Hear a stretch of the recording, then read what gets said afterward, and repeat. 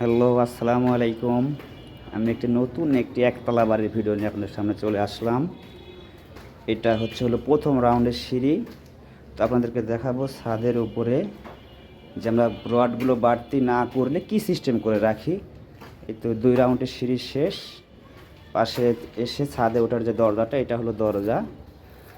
আর এই যে আমার সামনের দিকে পিলারটা দেখতে পাচ্ছেন, এটা একতলা পর্যন্ত, কিন্তু সামান্য তো একতলা পর্যন্ত উঠলে আমরা এই সিস্টেমগুলো এই যে এইভাবে ঢালাই করে প্লাস্টার করে একদম ঘোলা দিয়ে দেই। আর পানি, ছাদের পানি বের হওয়ার জন্য যারা পাইপ ব্যবহার করেন, তো পাইপটাতে সাধারণত পানি ঠিকমতো বের হয় না। এই কারণে যে সিস্টেমটা আমরা রাখছি পানিটা বের হওয়ার জন্য, পাস হওয়ার জন্য। তো এই সিস্টেমটা কেমন লাগলো? আমার কাছে অনেক ভালো লেগেছে, কারণ এই সিস্টেমটা আমি এর আগেও 2টা বাড়িতে করেছি, এটা দিয়ে 3টা হলো।